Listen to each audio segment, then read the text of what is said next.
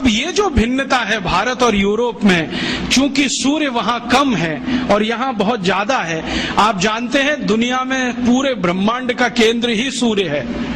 अगर सूर्य मेहरबान है तो सब कुछ आपके लिए है, और जो सूर्य की मेहरबानी नहीं है तो आपके लिए कुछ भी नहीं है। तो इस देश में बहुत कुछ ऐसा, तो शायद ऐसे कारण से ही इस देश में आयुर्वेद जन्म लिया होगा। और आयुर्वेद ने जन्म लिया होगा तो ये उतना ही पुराना होगा जितना पुराना भारत है। कुछ विदेशी इतिहासकार ऐसा बोलते हैं कि आयुर्वेद 2500 साल पुराना। कुछ जर्मन लोगों ने बोलना शुरू किया भारत का आयुर्वेद 3500 साल पुराना। कुछ ने बोलना शुरू किया भारत का आयुर्वेद 10,000 साल पुराना। कोई बोलता है 10,000 साल, कोई कहता है 3,500 साल, कोई कहता है 2,500 साल। वो अपनी अपनी बुद्धि के हिसाब से कहते हैं। लेकिन मेरा कहना है कि अगर ये 10,000 साल का किस्सा है, 2-5 हजार साल का किस्सा है, तो वो हनुमान जी गए थे लक्ष्मण को संजीवनी बूटी लाने के लिए, वो किस्सा तो, और हनुमान जी का किस्सा हम सब जानते हैं। संजीवनी उनको पहचान में नहीं आई तो पर्वत ही उखाड़ के ले आए। तो जो वैद्य थे ना राम जी की सेना के, जिनका नाम था सुषेण, तो वैद्य सुषेण ने कहा मैंने तुमसे एक बूटी मंगाई थी। तो उन्होंने कहा वैद्य जी मुझे समझ में नहीं आती, मैं पर्वत ले आया।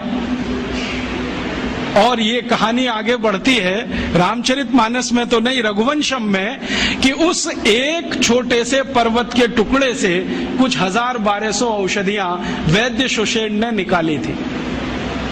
और उन्हीं औषधियों की ताकत से रामचंद्र जी ने रावण से युद्ध किया था, और युद्ध में घायल अपने सभी सैनिकों को रात भर में दवाओं का लेपन करके अगले दिन फिर लड़ने के लिए तैयार कर दिया था।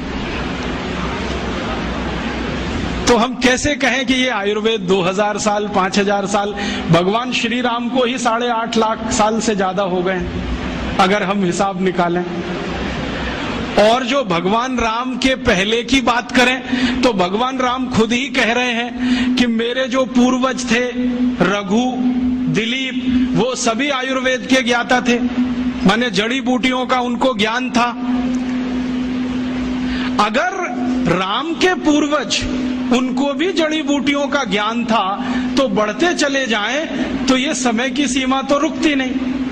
तब मैंने अपने मन में संतोष के लिए ये तय मान लिया है कि ये भारत की जड़ी बूटियों का विज्ञान या आयुर्वेद उतना ही पुराना है जितना भारत है। अब भारत की उम्र अगर हम जैन शास्त्रों के हिसाब से निकालें तो भगवान आदिनाथ से शुरू होती है, और भगवान आदिनाथ का समय 1-2 साल का नहीं, 1-2 हजार साल का नहीं, कुछ करोड़ वर्षों का है। तो भारत भी कुछ करोड़ वर्षों का है, तो भारत की जड़ी बूटियां भी करोड़ वर्षों की होंगी। क्योंकि भारत में एक चीज जो निश्चित है, बाकी बहुत सारी चीजें बदली होंगी, सूर्य का प्रकाश। ये भगवान आदिनाथ के जमाने में भी होगा और आज सन 2006 में भी है। इस सूर्य के प्रकाश के कारण जैव विविधता, बायोडाइवर्सिटी उस समय भी रही होगी जो आज है। आज शायद कमी आई है, उस समय इससे भी ज्यादा रही होगी, क्योंकि हमने आज जो विकास का रास्ता अपनाया है उसमें इस जैव विविधता का ही, बायोडाइवर्सिटी का ही सबसे ज्यादा नाश हो रहा है। अब थोड़ा आगे बढ़ें कि